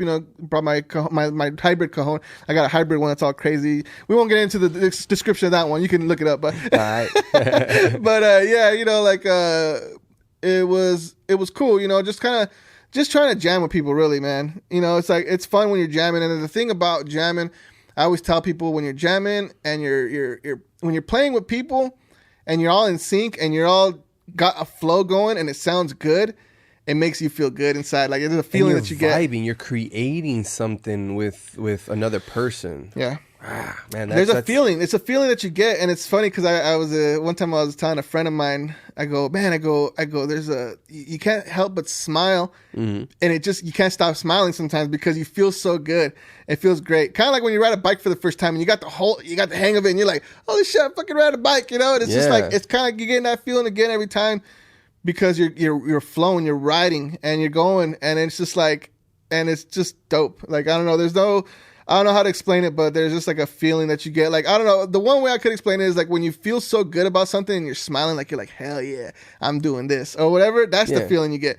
Like, I was telling one of my boys one time, I go, man, I remember my cousin when I was a little kid. I came home from school, got off the bus, walked to to the house, and I seen a lowrider parked in front. I was like, damn, whose fucking lowrider is this? And it was one of my cousins. He's like moved to San Diego, and he came down to visit and shit. And then I'm like, damn, fool, he's got the fucking the spoked ribs and everything, He's like, yeah, you want to go for a ride? Fuck yeah, I want to go for a ride. And then we jumped into the ride. That was the first time in a lowrider, bro. Like, it was a little Honda. It wasn't like a 64, but my first time being in a cool car. And I remember the feeling I had was like, I was smiling in there, and I couldn't hide the smile. I was just smiling, like a Colgate cheesy smile. I just like felt so cool that I was cruising in this lowrider. But that's kind of like the same feeling, that smile, that goodness you get. They get that same feeling when you're jamming and everyone's jamming and you're having a good time. It's fun. When you're making music, creating music, you're creating it. It's coming from your mind, and your body is executing it, man. Yeah. So that's just a good feeling. Just any type of creation. When you see someone, like one of my clients does outdoor furniture. He bought a bench back here. We got a bench over there in the back, and I'm like, dude, that's so dope. And I'm like, honestly, man, you could start building freaking record vinyl stands. Yeah, that's huge. Dude, right I go, you can make stands for drum machines. Easy little stand, that I see people selling. Dude, the other day I saw somebody with some conga stands, and it was just a little piece, two woods crossed, and then I'm like, what the hell? He can make me a little conga stand. I mean, I got those big bulky ones, but I was like, there's so many possibilities. And then he does wood stuff. And I told him, bro, you should make gun handles. I go, we're in Arizona. Everybody's got a fucking gun. Just make gun handles that are cool. Hell, I'll even like draw like a skull in it or something, and you can burn it out with the thing. We can work together and make something dope.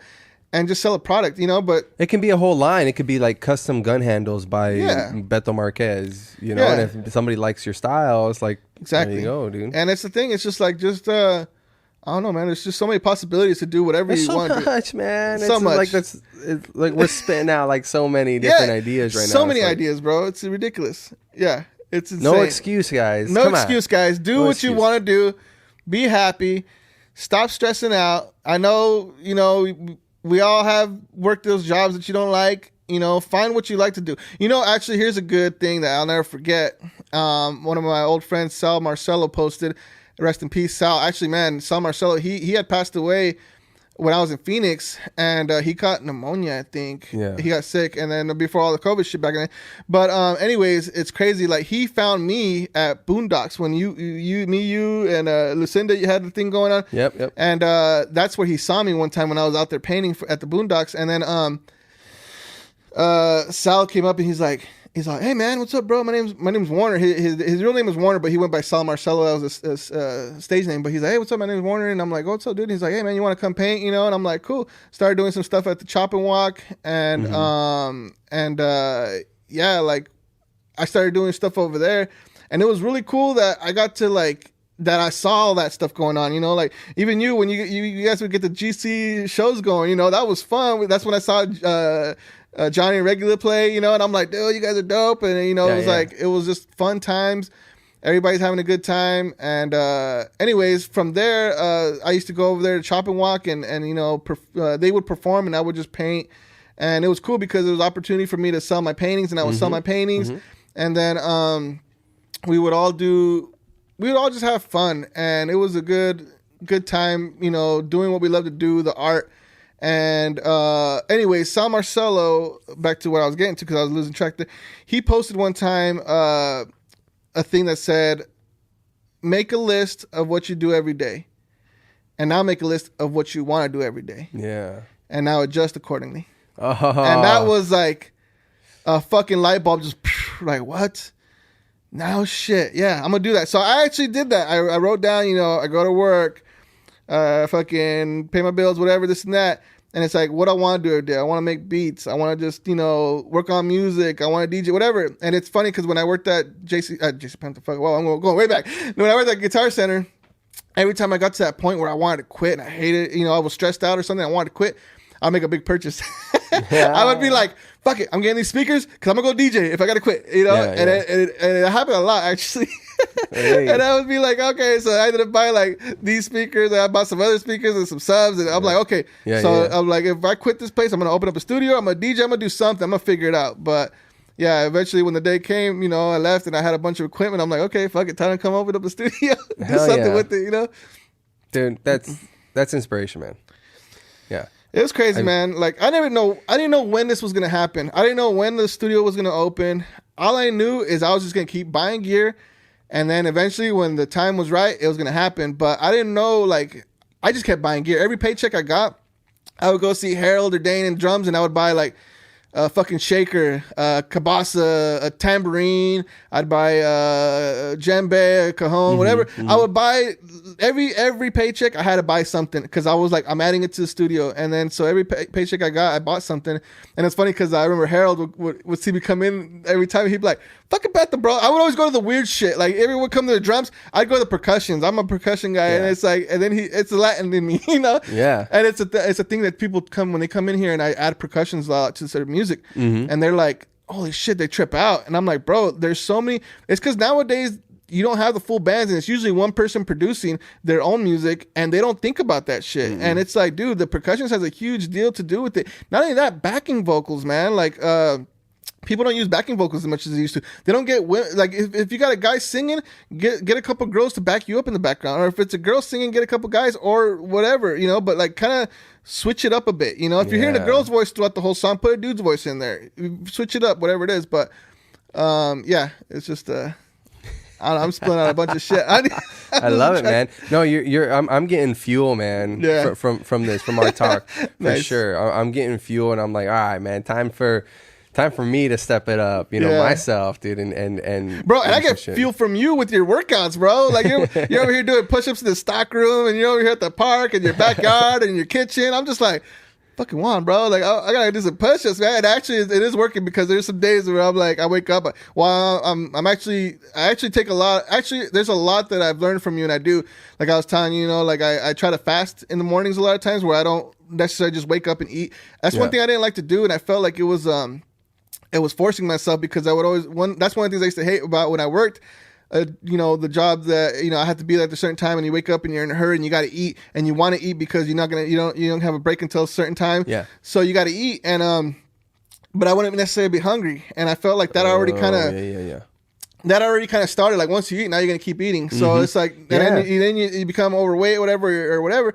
But it's like I was just like, okay, I'm not hungry, so I'm just gonna hold off until I feel hungry. And then so I wake up, and this is all from you, bro. This is all from what I've learned from you. So I wake up in the morning, and I'm like, okay, I'm hungry. And then I remember Bob Marley documentary, the Marley documentary, where I think Bunny Wailer's talking about when they were in Jamaica, and at nighttime people would be hungry, and the joke or whatever, the thing that would say when you couldn't sleep because you were hungry, they'd be like, just go get a glass of water and go to bed, and that's what they would do. They would just drink water and go to bed. So I remember that, and so I was just like, when I wake up in the morning, some days I'm hungry, some days I'm not, some days I'm but that depends a lot. If I had some junk food the night before, I wake up feeling like that. If I had something light, I'm feeling great. But it's all depend, and it's weird because people don't take the time to really experiment with their bodies to see how they feel with the food. Yeah, and I started doing that, and then so I was just like, wake up. If I'm hungry, I'll just drink some water.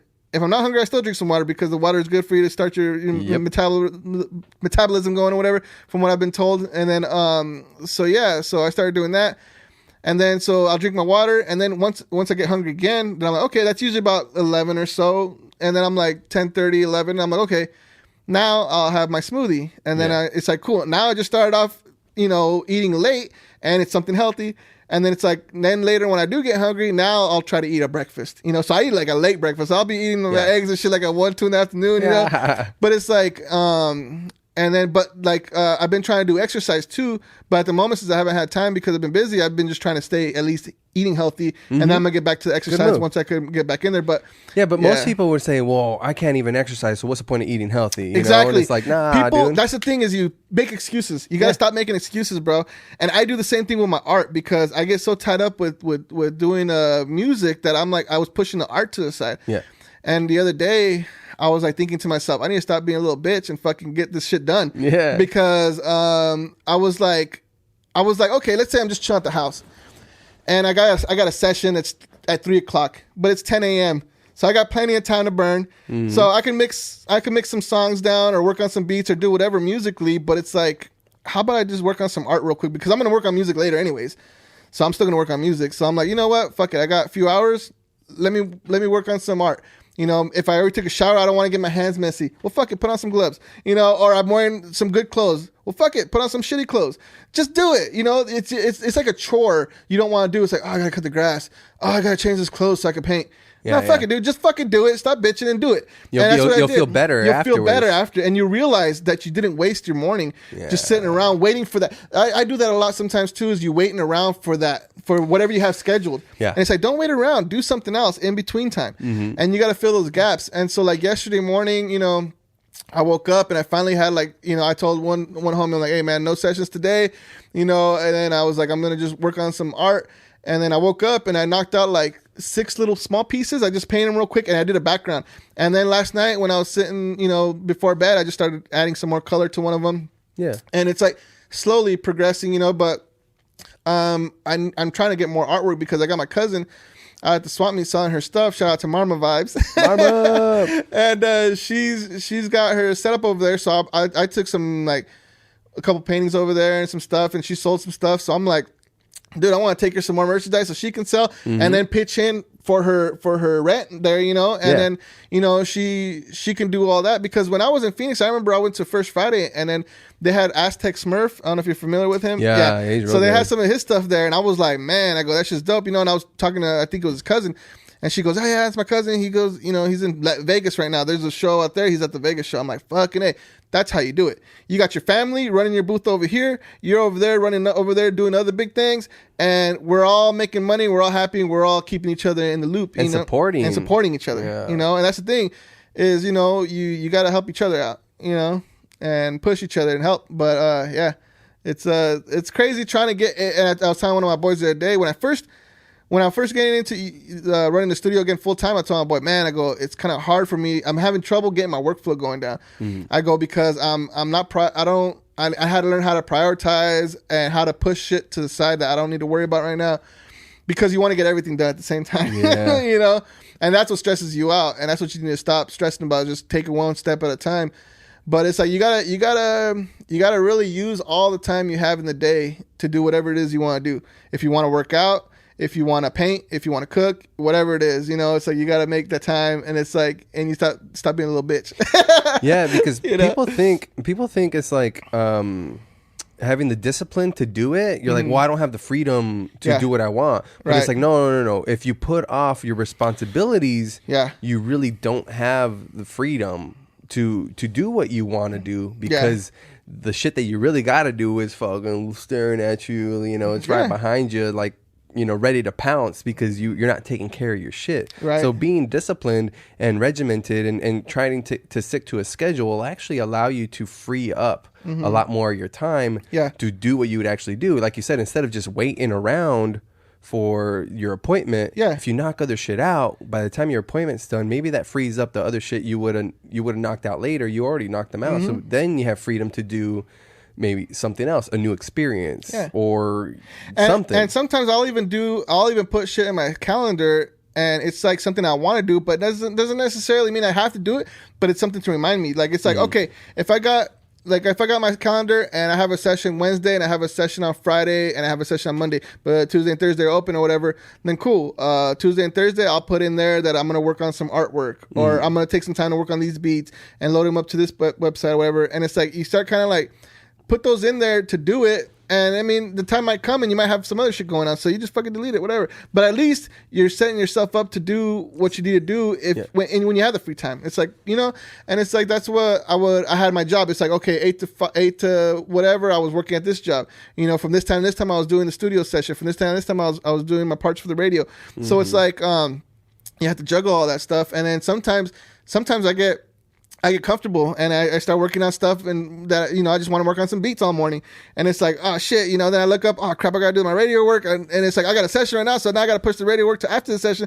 Now I'm piling up the work on myself. So it's like, there's certain things that, you know, I'm still figuring out how to juggle. But that's where I need to get a secretary, accountant, and all that shit, you know what I'm saying, to handle some of those other things. Putting the ad out. Putting the ad out. All right, baby, let's bring this home, man. What where can people find you? What's your I don't know if, do you want to put out the address here? Yeah, fuck yeah. Yeah. All right, so we're here at 73 West 2nd Street in Yuma, Arizona, downtown historic Yuma. And I'm right up the street from famous Jimmy D's. Yeah. Y'all probably know that place. And we got, right next to me, we got a hair salon, we've got pottery place, and we got Eduardo's Mexican food. And man, Eduardo's food is pretty legit. You guys got to try the freaking burgers, man. And I tried the torta the other day. The torta is legit too, man. They got some good food. But we got pottery right here, freaking awesome pottery. We've got a bunch of stuff down here in downtown. But yeah, man, Beautiful. If you guys need to record music, or you got ideas, or you want to learn something, just come on down, give me a call, email me, whatever you gotta do, and then we'll figure it out. We'll figure out what we gotta do. I mean, I play a bunch of stuff, you know, instruments, beat making, songwriting. I'm all over the place. Like, I mean, I started off writing raps, and then, or freestyling raps, then beatboxing, and then writing raps, and then making beats. And then because of the rapping, it made it super easy to write songs. Super easy, because it's all rhyming. And you know, and it's like, bro, you when you rap, you write 16 bars. 16 bars, that's like 2-3 songs. You can turn out 2-3 songs into an acoustic song if you play your cards right. But it's like, I was just like, holy cow, like I could just do less and do more at the same time. Like, I'm writing less and the songs are like really good, or whatever. Somebody really likes it, I get good feedback. But yeah, like I don't know, we could do whatever, man. We can write a song from scratch, we can make a beat, you know, whatever style you're doing. I've worked with country, folk, metal, rap. Hell yeah. I've seen some of those. I was like, whoa, you got one of those, you know, one of those acts in there? Yeah, you're all over the place, man. It's funny because I was with my cousin, and I was at my cousin's house one time, and then I was just like, I was telling him, I go, yeah, man, I'm working with my guys or whatever. And then my 2 main dudes that I'm working with right now. And I was just like, check out this song that we're working on. And I'm like, let me know what you think. And then like, I'm over here singing along in the background while they're hearing the song. And I'm over here singing along. And my cousin looks at me and she's all, damn fool, like, you really like this shit. Like, you really like this music, huh? And I'm like, what do you mean? And she's like, well, I mean, like, you're singing the song along with it. I'm like, well, yeah, it's good. And then I'm like, it's a good song. And she's just like, no, yeah, but that's dope. She's like, because it's different. You just went from like a freaking ballad to like a corrido, you know? And it's just like, well, yeah, I did. Because I mean, I grew up with pop music and rock music on fucking MTV. Yeah. And then rap music came along. And then I got my parents bumping norteños and cumbias and whatnot. Same, dude. Mariachis and stuff. And then it's like, and then, you know, and then you got the techno stuff that comes out, people started loving. So it's like you got a little bit of everything. I mean, we're here, we're Mexican. Most of us out here in Yuma are Mexican American, and we're like, we've got, you know, like we've got all the flavor from Mexico, we've got the flavors from America, and then we got the flavors that we like of whatever other cultures we like. You know, it's like it's all a mixture. You know, it's like huge. It's just all mixed up. It's America. You know, we're a mixture of everything. Melting pot. It's a melting pot, brother. You know what I'm saying? Like, you got Wu-Tang. You got, they're talking about Shaolin. There's a bunch of dudes from freaking New York. You know, like, it's true, like, that's the way, that's the beauty of art, because they were watching, you know, movies and being inspired by, yeah, you know? it connects and it transcends cultures and race and all that. Art does, because it'll speak to you. And art is, again, anything that's been created. Yeah. You know? How can people find you online?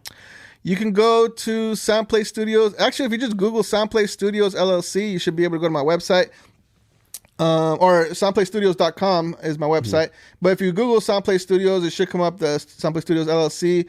And then I actually just like a couple weeks ago did the whole approval for Google Business thing. Yeah. Because I posted it like when I first opened up. But they sent me like a verification thing that I had to do, and I never did it. So I finally got around to doing the damn verification. So now you can see me, y'all. Google, y'all. You can see pictures and stuff, and then it'll take you to my Instagram, Soundplay Studios, or you can look me up, Beto Marquez .az for Instagram. I post pictures of my art and my music. And then the Soundplay Studios mostly just post stuff from the studio, but I don't know. I've been kind of like thinking about incorporating the art more, and maybe, I don't know, maybe this might be into a little art gallery / studio. Who knows? I don't know. Do it. We're going to see what happens, but, you know, I almost want to open up a record store here in town too, bro. I'm getting a bunch of ideas to start. Yeah, to do a bunch of stuff, man. I'm going to have a conglomerate. What is it? Yeah. It's a conglomerate. You got a bunch of businesses or some shit. Yeah. But yeah, it's like you just want to do a bunch of everything you want to do. You just start doing it. Perfect. So I can tell people, if you want to holler at me, you can hit me up. I'm at Soundplay Studios. Get at him. And this man wants to collaborate. Let's do it. Yeah, I want to do some music. I want to do some art. I want to do some beautiful stuff and let the world see what kind of talent we have out here, man. And just, you know, see what we can put out. You know, it's always fun, and it's love. Fun and love, man. Beto, I love you. Love you, bro. Thanks for coming on, man. Definitely. Thank you for coming through, man. Happy birthday, by the way. That's right. Oh, it's this man's birthday, so happy birthday to this guy. Let's make some music. Let's make some music. Let's go. Time.